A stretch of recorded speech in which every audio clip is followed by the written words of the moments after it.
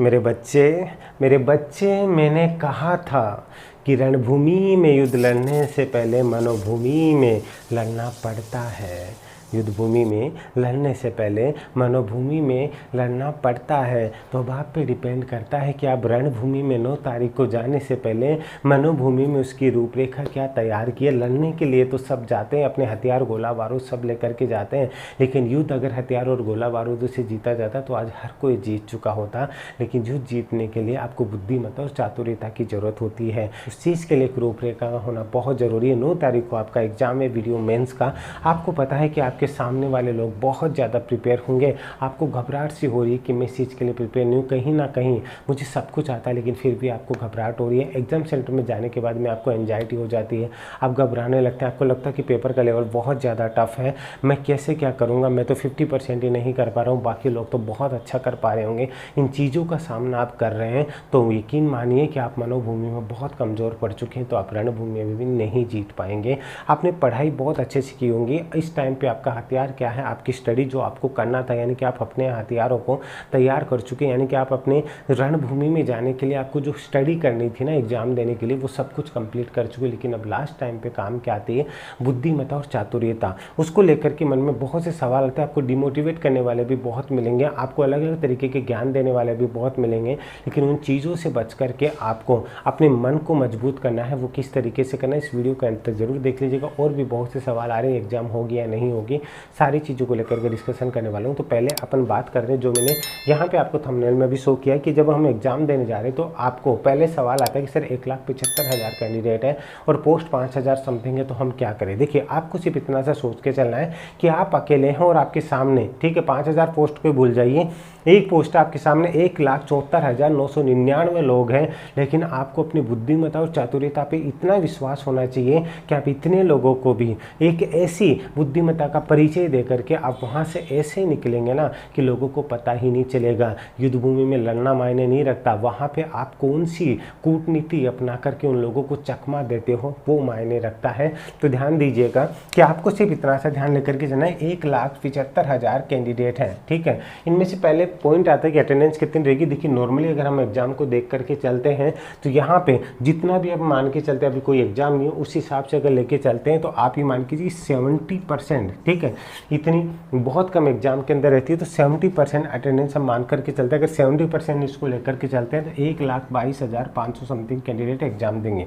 बल्कि मैं तो ये कहूँगा इन फैक्टर पे आप ध्यान भी मत दीजिए, लेकिन फिर भी आपको बता रहा हूँ 1,22,500 में ये मान करके चलिए कि 50,000 कैंडिडेट इतने सीरियस नहीं है जितना कि उनको एग्जाम के प्रति होना चाहिए। तो नॉर्मली अगर मैं बात करूँ तो 70,000, ठीक है। अगर मैं इसको थोड़ा कम भी करूँ तो 50 से 70,000 के बीच में ही ये कॉम्पिटिशन है आपको, लेकिन इन चीज़ों पर नहीं जाना, लेकिन आपकी एक तरीके से भीड़ कम कर रहा हूँ तो घबराहट कम होगी। दूसरा पॉइंट आता है कि सर पेपर के अंदर 160 क्वेश्चन आएंगे, हमें घबराहट हो रही है कि हम कितने क्वेश्चन करें, ठीक है। 160 क्वेश्चन आएंगे लेकिन पेपर होगा 200 मार्क्स का। अब इनमें से हम कितने नंबर लेकर के आए कि हम सिलेक्ट हो जाए। अब आपको पता है कि 1/3 माइनस मार्किंग होगी, ठीक है। तो ध्यान से समझ लीजिएगा, 3 क्वेश्चन गलत होने पे 1 नंबर ही नहीं, 1 से ज़्यादा नंबर कटेगा, ठीक है, पॉइंटों में। और अगर आप आएंगे तो यहाँ समझ करके चलिएगा कि लंबा आपको जो प्रोसेस चलेगा वो आपको कहीं ना कहीं पीछे भी धकेल देगा। तो आपको कोई भी अगर बता रहे हैं कि आप इतने क्वेश्चन करके आइए, उस भरोसे मत रहिए, चाहे वो मैं ही क्यों ना हूँ, क्योंकि उसके पीछे सबसे बड़ा रीजन ये पेपर का लेवल क्या आएगा वो किसी को भी नहीं पता। पेपर के लेवल को उस टाइम पे जो एग्जाम हॉल के अंदर जो बच्चा बैठा है वो उसी को पता है, और एग्जाम हॉल में अगर आप बैठे हैं तो दूसरा भी वो एग्जाम हॉल में बैठा है, जो आपकी मनोस्थिति है वही उसकी है। तो आप ये मत सोचिए कि मेरे लिए पेपर हार्ड है, अगर आपके लिए हार्ड है तो सामने वाले के लिए भी हार्ड है, अगर आपके लिए ईजी है तो सामने वाले के लिए भी ईजी है। जो आप सोच रहे हैं वो सामने वाला भी सोच रहा है, तो इस चीज़ के ऊपर जरूर गौर कीजिएगा। जरूरी नहीं कि आप 140 क्वेश्चन करें तो ही आप मेरिट में आएंगे, लेकिन एक्यूरेसी के साथ कुछ भी करते हैं तो इस चीज़ का जरूर ध्यान रखिएगा।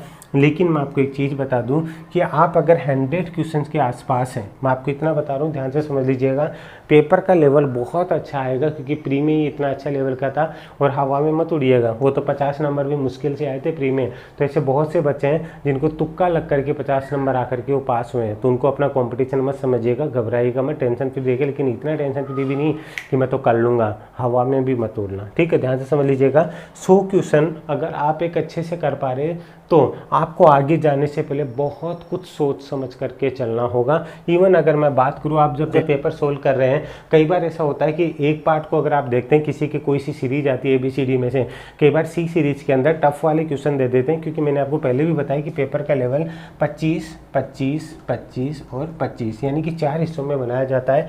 ये 25 कोई भी कर सकता है, जिनको नॉर्मल भी अगर पेपर देने जा रहे हैं, ये 25 होता है जो इन्होंने थोड़ी बहुत पढ़ाई की होगी वो कर पाते हैं, ठीक है। उसके बाद का जो 25 आता है, ये जो 75% पे आप पहुंचते हैं ना, वो आते हैं जिन्होंने अच्छे लेवल की तैयारी की है, और ये 25% वो होते हैं जहाँ पे सिर्फ 1% स्टूडेंट भी मुश्किल से पहुँच पाते हैं, यानी कि वो होते हैं जिनको कहीं से भी कुछ भी उठा करके पूछ लो तो आप यहाँ तक तो कोई भी कैंडिडेट पहुँच जाता है। तो इस लेवल पे अगर मैं जा रहा हूँ ना, ध्यान से समझ लीजिएगा, ये आपके लिए हार्ड नहीं, सबके लिए हार्ड है। अगर आप इसमें 50% भी अच्छे से कवर कर पा रहे हैं, अब 50% को कवर करने का मतलब क्या, जब आप पेपर करते हैं तो अलग अलग सीरीज में अलग अलग क्वेश्चन आते हैं, तो इन 25% वाला, मान लीजिए ये 25% वाला हिस्सा है, वो पेपर के पहले स्टार्टिंग के एक क्वेश्चन नंबर 1, 2, 3 में आ गया, आपको देखते घबराहट हो जाएगी, पेपर टफ है, मैं तो नहीं कर सकता, नहीं कर सकती, दिमाग खराब हो गया, सारे सपने लुट के मम्मी पापा को जाके क्या जवाब दूंगी। 10-15 मिनट तक ये सब कुछ माइंड में चलता रहा, आगे जो आता है वो भी बर्बाद हो गया। एक काम करना, अगर आपको ऐसा मिल जाए तो पेपर को उल्टा कर लेना, ठीक है, यानी कि उल्टा करने के बाद बैठना नहीं है, कि मैं तो बैठ के, सर ने बोला तो उल्टा करना, मतलब पीछे से क्वेश्चन से स्टार्ट करना और उसके बाद में ट्राई करना, आपको डेफिनेटली इसके अंदर पॉजिटिविटी मिलेगी, यानी कि उधर से आपको क्वेश्चन अलग लेवल के मिलेंगे।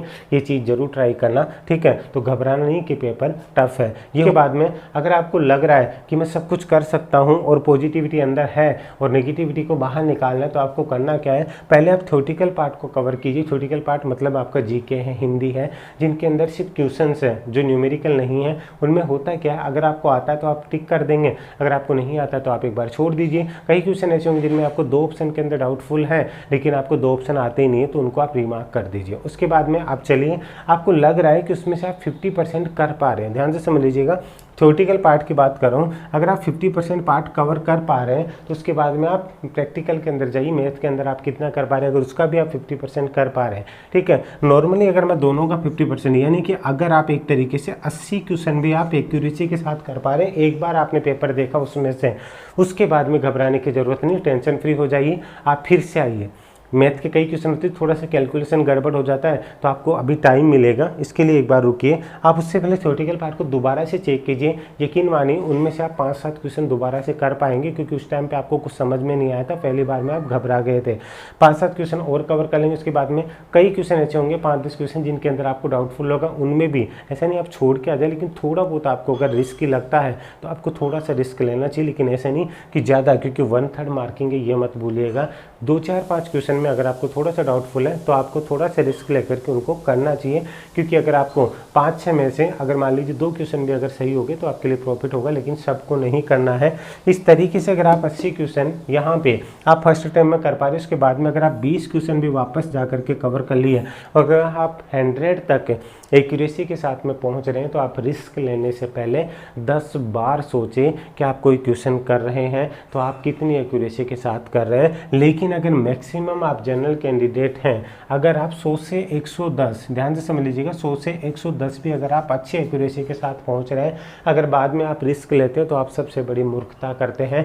160 पेपर में आ रहे हैं तो 160 करने के लिए नहीं आते हैं, उनमें से 30-40 क्वेश्चन छोड़ने के लिए आते हैं। वो एग्जामिनर भी इस बात को जानता है, तो इस बात को आपको भी समझना। आप तो ये सोचते हो 160 के तो मैं 160 करके आऊँ, ये गलती मत करना। तो सबसे बड़ी बात है कि आप पेपर को करने से पहले पूरी की पूरी एक मनोभूमि में जो रूपरेखा बना रहे हो उसको अच्छे से करके चलना, कि मुझे इतने क्वेश्चन करके आना, लेकिन एक्यूरेसी के साथ करके आना।